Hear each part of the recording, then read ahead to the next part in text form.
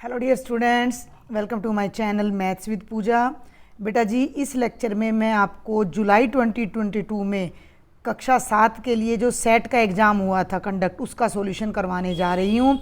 और ये पेपर आपको अपने 2023 के पेपर की तैयारी करने में भी बहुत हेल्पफुल रहेगा। सेम इसी पैटर्न पर आना है, वही 4 चैप्टर आपके सिलेबस में आने हैं, तो आप इसको एज ए सैम्पल पेपर भी देख सकते हो। और अगर मेरे लेक्चर्स आपको बेनिफिशियल लगते हैं और जिन स्टूडेंट्स ने अभी तक सब्सक्राइब नहीं किया है तो भाई सब्सक्राइब कर लो सबसे पहले, और अपने ज़्यादा से ज़्यादा फ्रेंड्स को शेयर भी कर दो। चलिए अब हम शुरू करते हैं। देखिए, जुलाई में जो आपका सेट हुआ है वो हमारा 60 मिनट्स का था, 20 मार्क्स का था। ये इंस्ट्रक्शंस हैं, सभी प्रश्न अनिवार्य हैं। 1 से 10 एक एक नंबर के प्रश्न आएंगे।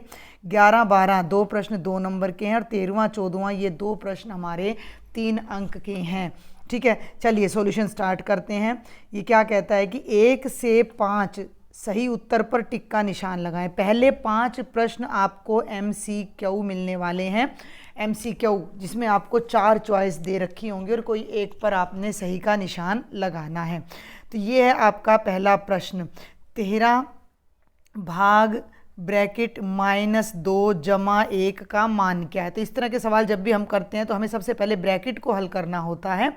तो ब्रैकेट में -2 है और जमा का 1 है, तो -1 आ जाएगा। और जब 13 को भाग करेंगे -1 से, तो 13 को 1 से भाग करेंगे तो 13 आएगा, लेकिन ऊपर प्लस है और नीचे माइनस है तो -13 आ जाएगा हमारा आंसर। और सही उत्तर ऑप्शन नंबर सी या गे हो जाएगा। What will be the value of this. तो सबसे पहले ब्रैकेट को सॉल्व किया और 13 से डिवाइड कर दिया। दोनों मीडियम के स्टूडेंट्स इजीली इस बात को समझ सकते हैं। क्वेश्चन नंबर 2 पर आ जाइए। 1 जमा, ध्यान देना है, 1 जमा 2/3 का 3/5। इंग्लिश में देखें तो what will be the value 1 + 2/3 of 3/5। Same बात है, वही फिर से ब्रैकेट को सॉल्व करो। ब्रैकेट में 3 को LCM ले लो, लघुत्तम ले लो। 3 को 1 से गुणा करेंगे, 3 एकम 3 आ जाएगा हमारा, और 3 से 3 कट कर यहाँ 2, तो ये तो ब्रैकेट हो गई। बाहर का लगा लो या ऑफ लगा लो, उसका मतलब डायरेक्ट हमारा क्या होता है, मल्टीप्लाई होता है, और ये साथ में आ जाता है 3/5। ठीक है, अब इसको सॉल्व करो। तो ये जो ब्रैकेट है, ऊपर 3 और 2 5 है, बल्कि इधर इसके नीचे ही करवाती हूँ मैं ताकि आपको समझ आ जाए। ये तो 3 और 2 5 है, 5/3 × 3/5 आ गया, तो 5 से 5 कट गया, 3 से 3 कट कर आपका उत्तर 1 आ जाएगा। और अब आप यहाँ 1 पर यानी ऑप्शन नंबर 1 पर टिक कर दोगे। थर्ड क्वेश्चन आ जाइए। यदि m गुणा 5 बराबर है 3 है तो m का मान होगा if m × 5 = 3 then the value of m will be. बहुत ही सिंपल सा क्वेश्चन है, अपना समीकरण में से आ जाता है, इक्वेशंस में से आ जाता है। m की वैल्यू निकालनी है तो m को यहीं रखो, और ये जो 5 है इसको राइट साइड में अपना ले जाओ। ये गुणा में है तो राइट साइड में जाकर 3 से भाग 3 के नीचे आ जाएगा, और m की वैल्यू 3/5 यानी 3/5 आ जाएगी। और ऑप्शन नंबर सी या गे आपका राइट आंसर हो जाएगा। चौथा प्रश्न, निम्न आंकड़ों का बहुलक ज्ञात करो, यानी मोड। मोड क्या होता है कि जो भी आंकड़े आपको दे रखे हैं उनमें जो आंकड़ा सबसे ज़्यादा बार आता है, यानी मैक्सिमम टाइम्स जो डाटा आता है वो मोड कहलाता है। तो अब तुम गिन लो, 12 1 2 3 4 5, ये निशान मैंने पहले लगा रखे थे। 12 5 बार आ रहा है तो मोड हमारा 12 हो जाएगा। पांचवें प्रश्न पर आ जाओ। 0.05 × 7। आपको बिल्कुल भी परेशान नहीं होना है, आपने केवल 5 की और 7 की गुणा कर देनी है। तो 5 7 35, 5 7 जा 35। और अब आपने देखना है कि यहाँ पर दशमलव के बाद 2 अंक हैं। दशमलव के बाद आप देख सकते हो कि 2 अंक है, तो मेरे उत्तर में भी दशमलव के बाद 2 अंक आने चाहिए। तो मैं पीछे से 2 अंक गिनूंगी, 1 और 1 2, और यहाँ दशमलव लगा दूंगी। चाहो तो यहाँ 0 भी लगा सकते हो, दशमलव के लेफ्ट में 0 लगाने से कोई फर्क नहीं पड़ता। तो 0.35। इंग्लिश मीडियम वालों को मैं होप करती 5 7 जा 35, समझ आ गया होगा आपको भी। 35 और 2 पॉइंट पर 0 लग जाएगी, तो first is the right answer. ये 5 आपके MCQ थे बेटा। अब आपका क्वेश्चन नंबर 6 और 7। दिए गए कथन में सत्य असत्य बताएं। State whether given statements are true और फॉल्स आपने बताना है। तो भाई ट्रू और फॉल्स के लिए पहला देखो, मीन्स छठा, 0 कोमा लग रहा है, थोड़ा बड़ा करती हूँ मैं ताकि आपको आसानी हो जाए, अच्छे से देख सको। ये देखो 0 यानी 0, एक का योगात्मक प्रतिलोम है। 0 is the additive inverse of 1। ये क्या कहते हैं, एडिटिव इनवर्स क्या होता है कि 1 में क्या जोड़ूं कि 0 आ जाए। अब ये तो खुद ही यूं कह रहा है कि 1 में 0 जोड़ोगे तो क्या 0 आएगा, नहीं आएगा। तो जो ये 0 है वो 1 का योगात्मक प्रतिलोम एडिटिव इनवर्स नहीं है। 1 का एडिटिव इनवर्स -1 होता है, क्योंकि 1 में -1 जोड़ोगे तभी 0 आएगा। तो ये रॉन्ग है, फॉल्स है, असत्य है। 7वें पर आ जाओ। 4 जमा 1/3 भाग 3 का मान 4 है। The value of 4 + 1/3 divided by 3 is 4 which is wrong. देख लो भाई ध्यान से कैसे। 4 + 1/3 भाग में 3, 4 जमा 1/3 और पहले भाग को हल करेंगे तो ये गुणा में होकर 1/3। अब गुणा को हल करेंगे तो ये बन जाएगा 4 जमा 1/9 और 9 लघुत्तम लोगे तो 9 चौके 36, 9 4 जा 36 + 1, 36 में 1 जोड़ोगे 37, 37/9 आना चाहिए, जबकि इसका उत्तर 4 आ रहा है। तो ये भी हमारा फॉल्स है। जो घटना 8वां प्रश्न आ जाइए, जो घटना होनी निश्चित है उसकी क्या प्रायिकता, what is the probability the sure event which is certain to happen, उसकी प्रायिकता 1 होती है। अनिश्चित घटना की 0 हो जाती है। अब दशमलव का आ गया है 9वां प्रश्न। 37.8 भाग में 1.4 का मान ज्ञात कीजिए। Find the value 37.8 divided by 1.4। दशमलव को भूल जाओ। देखो मैं अपने बच्चों को ऐसे ही बताती भी, दशमलव को थोड़ी देर के लिए भूल जाओ। ये दशमलव है ना, दिखना नहीं चाहिए। आपने देखो ये 37.8 ऊपर है और 1.4 नीचे है। पहली बात तो ये समझो कि ऊपर भी दशमलव के बाद एक ही अंक है और नीचे भी, तो ये ख़त्म हो जाएगा। वैसे तो तरीका क्या है, देखो ऊपर का जो दशमलव है उसको हटाओगे तो नीचे 10 लग जाएगा, नीचे का दशमलव हटाओगे तो ऊपर जाकर 10 लग जाएगा और 10 से 10 कट जाएगा और ये 378/14 यानी 378/14 आ जाएगा। अब आप 378 को भाग करेंगे 14 से, 14 दूनी 28, 17 में से 8 गए 9 आ जाएगा और ऊपर से हमने 8 उतार लिया तो 14 7 98, 14 7 जा 98 और उत्तर मेरा 27 आ जाएगा। ये एक एक नंबर के चल रहे तो डायरेक्ट आंसर लिखेंगे। निम्न आंकड़ों की माध्यिका ज्ञात कीजिए। Find the median. मीडियन एक तो ये देख लो कि इंग्लिश वर्जन में आंकड़े हैं 1 2 3 4 5 6 7 8 9 और हिंदी वर्जन में 4 को हटा रखा है तो मैंने यहाँ पर ये 4 लिख दिया है।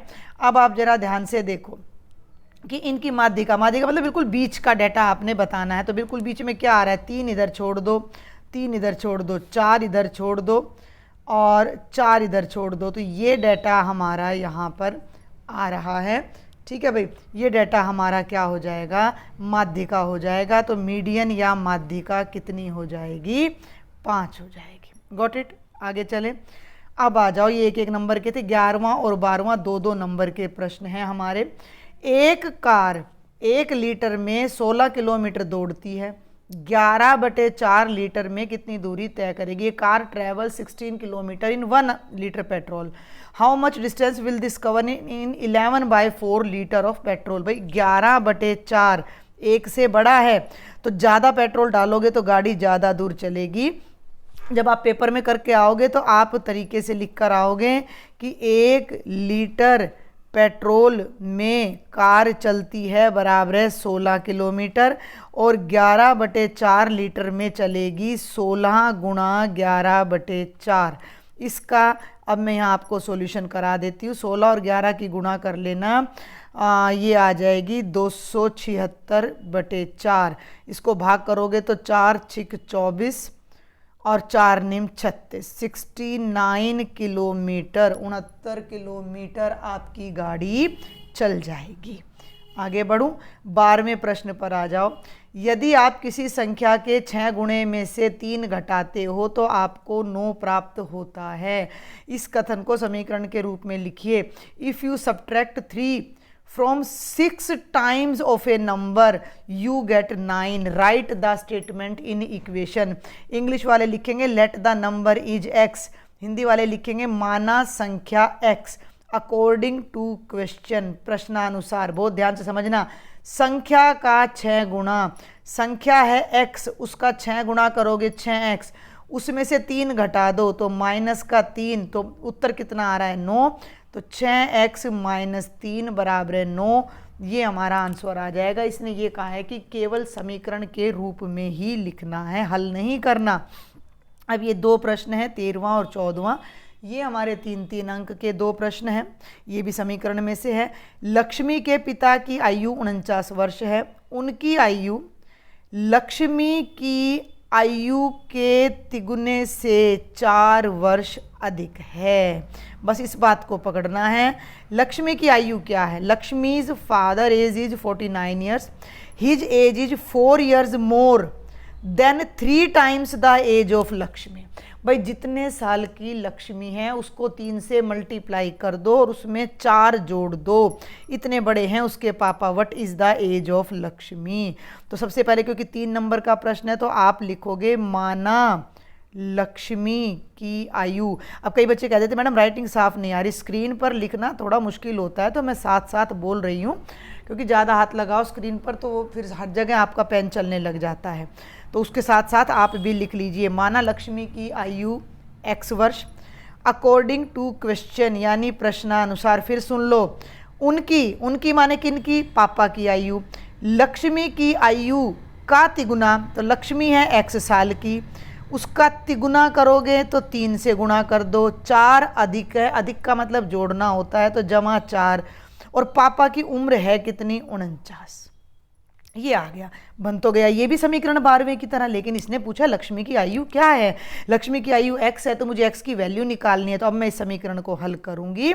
तो 3x जमा तो आ चुका ना, ये 4 को अब हम राइट साइड में ले जाएंगे तो 49 में से 4 घट जाएगा, और 49 में से 4 घटेगा तो 45 आ गया। तो ये आ गया 3x बराबर है 45। अब हमें x की वैल्यू निकालनी है, तो x को तो यहीं रखो और 3 को फिर राइट साइड में ले जाओ। 3 अब x से गुणा हो रहा है तो राइट साइड में जाकर भाग हो जाएगा, 45 के बटे में 3 आ जाएगा। और भाई जब 45 को 3 से भाग करोगे तो 15 आएगा। तो जो लक्ष्मी की आयु है वो कितनी हो जाएगी? 15 वर्ष। ठीक है, आप इसको वेरीफाई भी कर सकते हो। भाई लक्ष्मी 15 साल की है, 15 का तिगुना कितना हो गया? 45। पापा उससे 4 साल और बड़े हैं तो 4 जोड़ दो, 45 में 4 जोड़ोगे तो 49, और यही उन्होंने कहा है कि पापा की आयु 49 वर्ष है। हो गया, आगे बढ़ते हैं। लास्ट क्वेश्चन है ये हमारा। एक विद्यार्थी के प्रथम सत्र और द्वितीय सत्र का प्रदर्शन दिया गया है। एक उपयुक्त स्केल चुनकर दोहरा दंड आलेख खींचिए और नीचे दिए गए प्रश्नों के उत्तर दीजिए। ठीक है भाई, अब ये पहले सत्र में फर्स्ट सेमेस्टर और सेकंड सेमेस्टर के मार्क्स हैं। बच्चे के पहले सेमेस्टर में इंग्लिश में 67 है, हिंदी में 72 है, हिंदी मैथ में 88, साइंस में 81, 73, ऐसे ही सेकंड सेमेस्टर के बच्चे के नंबर हैं। सबसे पहला काम आपने दंड आलेख खींचना है। तो अभी मैं पहले आपको प्रश्नों के उत्तर दे दूँ, फिर मैं आपको दंड आलेख दिखाऊंगी। ये देखो, सबसे देखो एक तो इंग्लिश मीडियम की स्टेटमेंट भी यही है, आधी लिखी हुई है मैंने ये कि the performance of first semester second semester of student is given, draw a double bar graph by choosing a suitable scale. तो ये कहता है कि किस विषय में विद्यार्थी ने अपने प्रदर्शन में सबसे अधिक सुधार किया। तो ये बात तो हमें यहाँ से भी पता लग जाएगी। देखो भाई, अब सब्जेक्ट भी ले लो एक बार, थोड़ा नीचे कर लो। इंग्लिश में उसके 3 नंबर बढ़े हैं, हिंदी में डाउन हो गए हैं, मैथ्स में देखो उल्टा साइन लगा दिया मैंने, वैसे 67 से थे ना तो 3 बढ़ गए, इसमें उसके 7 नंबर कम हो गए, इसमें इसके गणित में पिछली बार 88 थे 95 है तो 7 नंबर बढ़ गए हैं, इसमें उसके 4 नंबर बढ़े हैं और इसमें मात्र 2। तो सबसे अधिक सुधार बच्चे का किस विषय में हुआ है? गणित में हुआ है। तो यहाँ पर हम लिख देंगे मैथ्स, इंग्लिश मीडियम वाले मैथ्स, हिंदी वाले गणित। किस में सबसे कम है? सबसे कम हिंदी में है, क्योंकि देखो सामाजिक विज्ञान में पहले प्रश्न और देख लेते हैं, क्या किसी में प्रदर्शन? हाँ, सबसे कम सुधार सबसे कम सामाजिक विज्ञान में, क्योंकि केवल 2 ही नंबर बढ़े हैं। तो यहाँ पर आप लिख देंगे सामाजिक विज्ञान। तीनों प्रश्नों के उत्तर मैं यहाँ आपको दे रही हूँ। सामाजिक विज्ञान सबसे अधिक सुधार हुआ है मैथ्स में, यानी गणित में। सामाजिक विज्ञान को SST सोशल स्टडीज़ बोल देते हैं। क्या किसी में प्रदर्शन गिरा है? तो हाँ, हिंदी में उसका प्रदर्शन गिरा है, उसके मार्क्स कम हुए हैं। और अब मैं आपको बार ग्राफ दिखाती हूँ कैसे बनाना है। तो ये देखिए बेटा, ये आपके स्क्रीन पर बार ग्राफ है, इससे ज़्यादा छोटा ये नहीं हो पाएगा, तो पहले आप ऊपर से समझ लो। मैंने यहाँ पर दो डबल बार ग्राफ है, दो चीज़ें, दोनों सेमेस्टर एक ही में दिखाने हैं। तो आपको जब ये खाली वाला जो निशान है वो मैंने फर्स्ट सेमेस्टर के लिए लगाया है। किसके लिए लगाया है? फर्स्ट सेमेस्टर के लिए। और जिसमें मैंने ये लाइंस खींची हैं वो मैंने सेकंड सेमेस्टर के लिए लगाया है। यहाँ तक क्लियर हो गई बात। अब आप सबसे पहले क्या करेंगे, ये देखिए, इस तरीके से आप सबसे पहले एक लाइन नीचे खींचेंगे इस तरीके से, और एक लाइन ऐसे वाई अक्ष पर, ठीक है। अब आप यहाँ पर अपने क्या लिखेंगे? विद्यार्थियों की संख्या, ठीक है भाई। नीचे तो हम लिखेंगे अपना विद्यार्थियों की संख्या नहीं लिखना था, विषय लिखना था। यहाँ पर मैंने ये भी बाय मिस्टेक लिखा गया है, यहाँ पर सब्जेक्ट्स आएंगे तो आप इसको ठीक कर लीजिएगा, विषय। फिर मैंने क्या किया, मैंने बराबर दूरी पर देखो निशान लगाया, इंग्लिश, हिंदी, मैथ, साइंस, सामाजिक, निशान लगा दिए बराबर दूरी पर। अब मैं ऊपर वाला दिखाती हूँ आपको। यहाँ पर भी मैंने बराबर दूरी पर 10, 20, 30, 40, 50, 60, 70 और भाई 80, 90, 100 तक निशान लगाए हैं। अब आप मेरी बात सुनो ध्यान से, एक समझाती हूँ मैं आपको। इंग्लिश है, ये इंग्लिश है। इंग्लिश में पहले सेमेस्टर में उस बच्चे के 67 नंबर आए हैं, तो मैंने इंग्लिश के लेफ़्ट में ऐसे, ये देखो पिंक कलर से मैं खींच रही हूँ, 67 तक मैंने इस तरीके से एक सीधा डंडा फूटे की सहायता से लगाना है। और मैं तो कलर बदल सकती हूँ, आप कलर नहीं बदल पाओगे तो आप ऐसे डार्क करोगे। और दूसरे सेमेस्टर में इंग्लिश में उसके नंबर बढ़कर 70 हो गए थे, तो वहीं से ही एक निशान आप 70 तक लगाकर ऐसे डबल आरेख या बार ग्राफ आप ड्रॉ करोगे। क्लियर है? अब आ जाओ दूसरे सब्जेक्ट पर। दूसरा है हिंदी। तो हिंदी में पहले सेमेस्टर में उसके 72 मार्क्स आए थे, तो आप 72 तक, ये 70 है, 70 से थोड़ा सा ऊपर जाओगे तो 72 होता है, तो 72 तक ऐसे लगाओगे। और दूसरे सेमेस्टर के लिए, दूसरे सेमेस्टर में उसके नंबर कम हो गए, सबसे कम नंबर हिंदी में गिरे हैं ना, उसका प्रदर्शन हिंदी में गिर रहा है, कम हो रहे हैं, बाकियों में तो बढ़ रहे हैं, चाहे थोड़े बढ़ रहे हैं, लेकिन हिंदी में बहुत गिर गए, तो 65 नंबर आ रहे हैं। क्लियर हो गया? अब तीसरे सब्जेक्ट पर आ जाओ, जो कि हमारा मैथ्स है। तो यहाँ से आप समझ जाओ, मैथ्स में थोड़ा इसको ऊपर लेके जाती हूँ, क्योंकि मैथ्स में नंबर बहुत ज़्यादा है भाई, बढ़िया बच्चे हैं, मैथ्स में सबसे अच्छे नंबर ले रहे हैं। तो मैथ वाला जो हमारा डंडा है, मैथ्स वाला, इसको इस तरीके से भी आप देख सकते थे वैसे रोटेट करके। अगर मैं, आप इस तरीके से वीडियो को थोड़ा रोटेट कर लीजिएगा। और ये देखिए, अब आप मैथ्स वाले उसमें, ठीक है, मैथ्स को आप कहाँ तक ले जाओगे? अपना 88 तक, और फिर अगले सेमेस्टर में 95 तक। ऐसे ही साइंस का पहले सेमेस्टर में 81 तक, सेकंड में 85 तक, और एसएस का 73 तक, और सेकंड सेमेस्टर में 75 तक। यहाँ आपको एक सिंगल पेज पर आप इसका स्क्रीनशॉट लेकर भी सेव कर सकते हो।